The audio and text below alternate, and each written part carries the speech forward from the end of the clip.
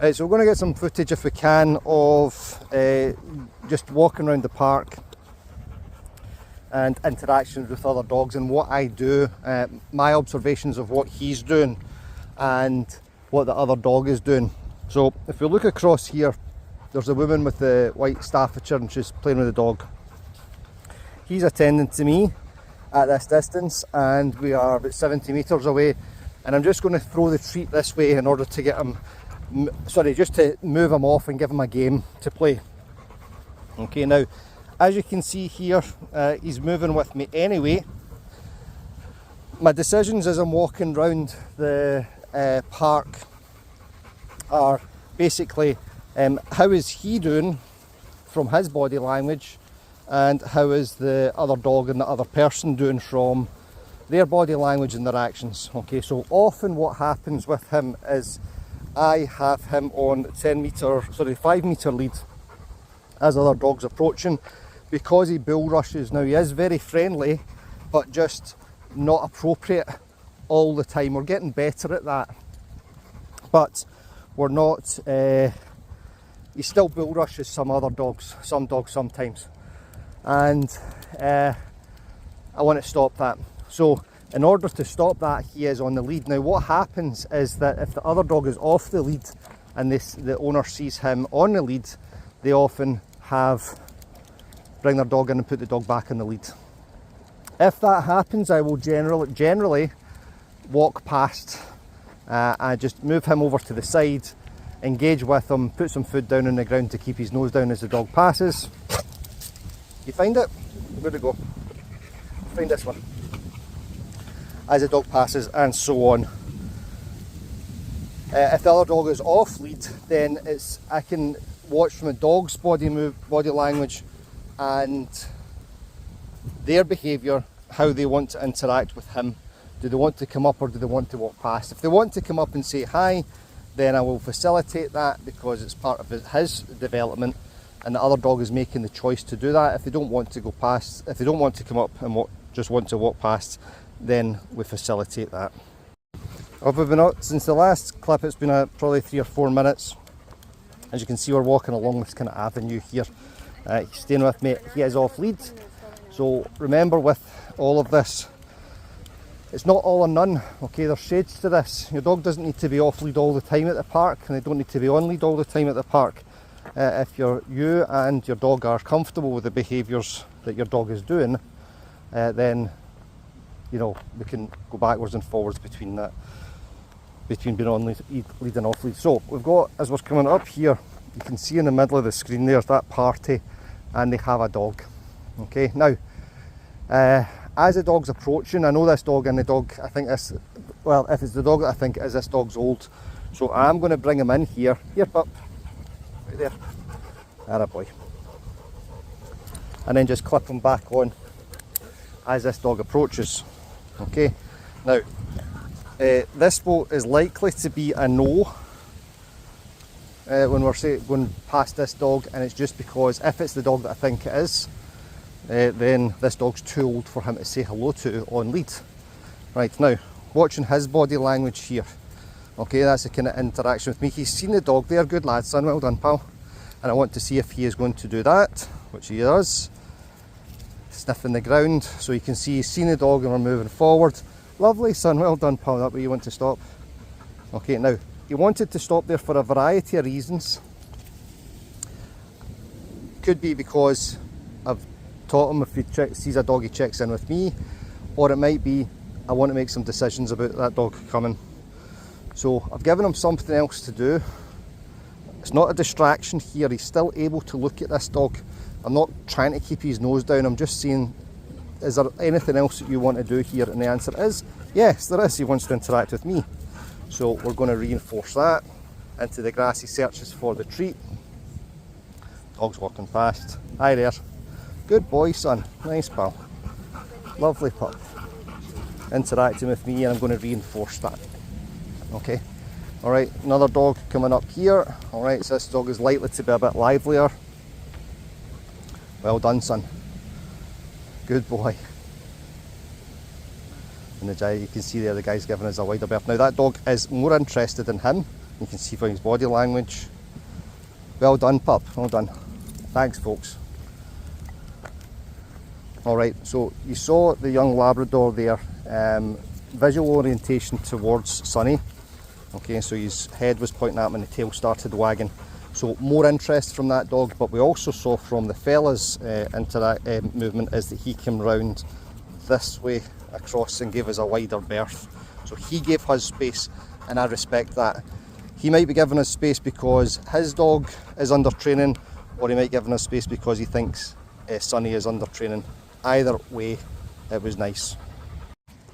Now, as we come round to this area of the park, if you can see in the middle of the screen there, there's an enclosed dog run there, which he quite likes because he likes to go up and say hi to the other dogs. And we've also got the 7-a-sides pitches, which are there. This is what he's doing. Hi, pal. Hey, lad. Okay, so because there's two things that he might find more interesting than me in that moment, then he's back on the lead. And again, keeping the lead as slack as I can, allowing him time to do this, because if he's doing this, he's not interested in either the dog run, easy pal, the dog run, or the 7-a-side pitches where he can go in and chase the ball. The other thing I've already done with him before we started the video was that we played with the football with him. So I've given him an outlet for his chasing with the ball. Okay, he's interested in chasing a ball.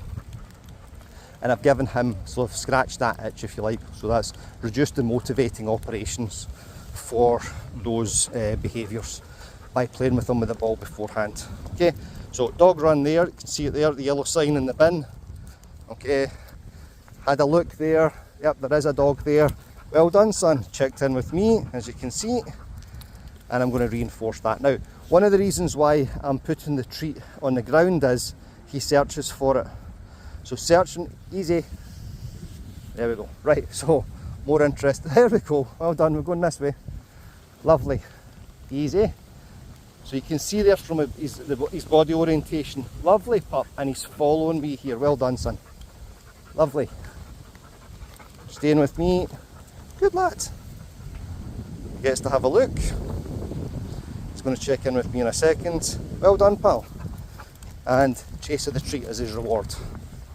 Okay, so rather than the food reinforcer just going to his mouth, I can use it to get other behaviours, search for it in the grass, he's not really searching for it there because he marked it with his eyes, or I can get him to chase it.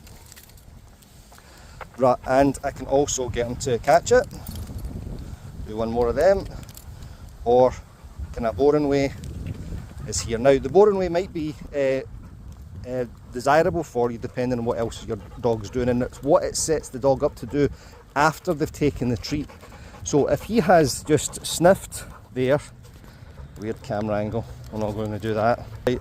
If he has just sniffed for the treat, he's now more likely to put his nose down again because he might catch the scent of something more interesting in the grass, and that's what I'm looking for.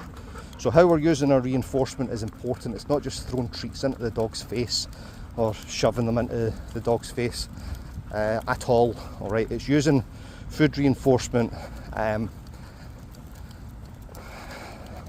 intelligently. Okay, now as you can see there, what freedoms does he not have here? Right, if he wanted to go off, which he's just done, but you see how he stopped himself there, and that's because of training. So he's the lead is nice and slack here. He's staying with me because I've trained him to stay with me using positive reinforcement and boundaries. Okay, there's another little dog across there, so that's in the middle of the screen. So the blue car is just to the left as we're looking. Well done, pal. Nice, we're just going to walk past, come on. Okay, now again here, dog's on the lead and not interested. I'm going to keep watching him. Okay, cyclist going past. Atta boy. I just moved into the side. Right, now you will have seen that dog. That's him seeing the dog there. Back towards us. Well done, pal. Okay, a couple of minutes later. Alright, and In front of the two ladies with the pram there's a dog walker, and they've got 4, 5 little dogs. Okay, now he's generally not interested in little dogs because you can't have a wrestle with them generally. But given that I've just put the camera on, he's no doubt going to prove me wrong, but we'll see how we go. Okay, so little Whippet, or Italian Greyhound I think, is closest to us. Okay, I'm going to wait, I'm just watching him, seeing what he does in the presence of these dogs. Okay, and then the dog walker's starting to move off. Okay, 2 Dachshunds coming in towards us.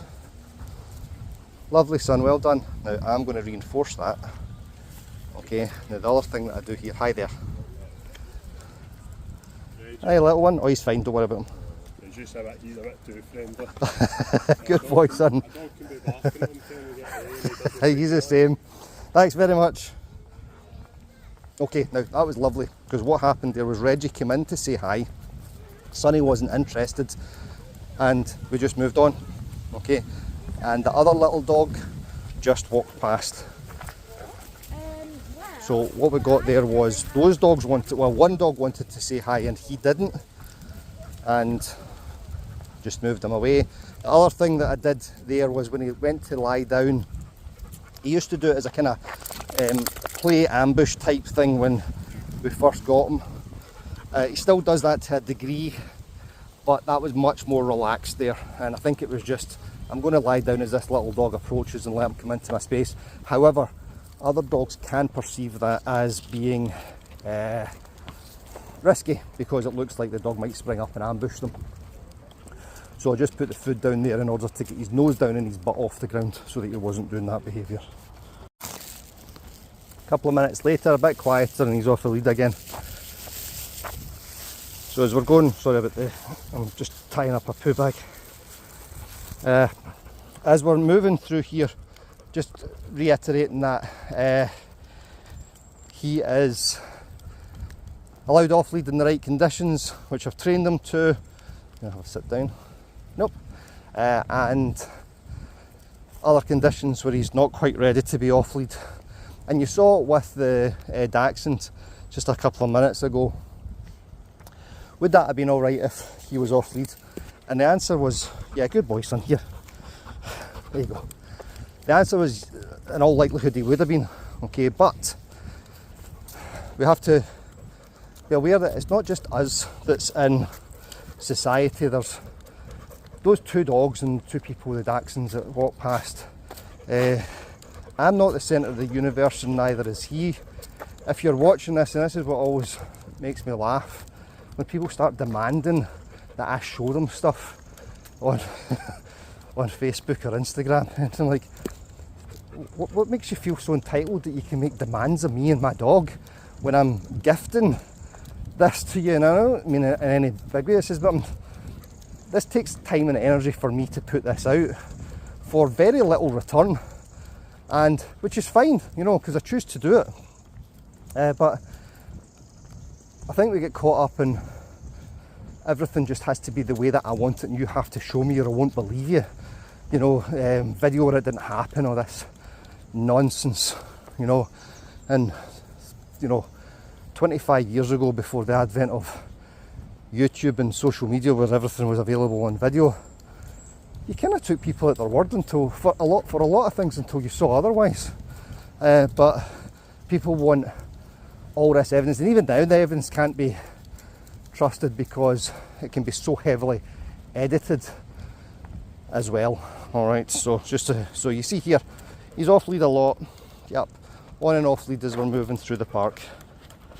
Okay, now just a little thing here. As we're moving here, if we look at what I can see around the right hand corner, so the curves round to the right, if I just move over to the left here, that massively opens up, and I can now see fully to the end of this road to the next curve. So just by changing your body position means that you can move through your environment without being hyper aware. You can be more relaxed, so your dog will pick up on that, and yeah, and so you get more time to make decisions about things. Attaboy, on you go. You're doing fine. Okay, now on that, as you can see here, it's a relatively sharp turn. Often there are people that sit on the benches around the corner here. You'll see when we go round with their dogs, and quite often it's people that are just resting and maybe get an old dog. So I'm going to stop here and Sonny Jim, attaboy. Going to bring him back in, easy, clip him on lead, reinforce that, and then we're going to walk on. So as we're walking round here, and again, the 5 metre lead gives him a lot of freedom, but it gives me some nice control as well, so I'm not having to handle a 10 metre lead. I used a 10 metre lead when we first started working together, when I first got him, because he was never off lead, whereas now he's on and off lead throughout the walk, and it's easier for him and both of us for us to work the 5 metre lead. So the 5 metre lead's obviously easier than a 10 metre lead to handle, and he's not wearing it all the time as well, so when he's off lead he's got that beyond 5 metre lead freedom if he wants it. Alright, now from his body language there, alright, something is, they get a smell from something down the bottom of the path, who knows, but something changed, and I just, by being present with him and being aware, hopefully that you can hear without the wind noise. Be sitting for a minute. So, by being present and being with your dog as you're walking around, and not on your phone. So many people they walk their dog and they're on their phone all the time. My phone is rarely, I turn the vibration and the alerts off, so that I check my phone when I'm ready. I don't want to be interrupted by a lot, and that's even when I've got nothing to do. I check it fairly regularly just for, emails, and if my, people that I know are texting me and things like that, but I'm not on it all the time, and I try not to be a slave to it. So by putting your phone away when you are out with your dog, it means that you're then concentrating on what your dog is doing and aware of the environment around you, so that you can predict how your dog's going to react to it, respond properly, so you respond well rather than having a reaction because you don't know, you can't see things coming. And you're not blindsided by somebody walking up behind you. So for the love of God, please, stick your phone away when you're out walking your dog. You can do without it for an hour of the day.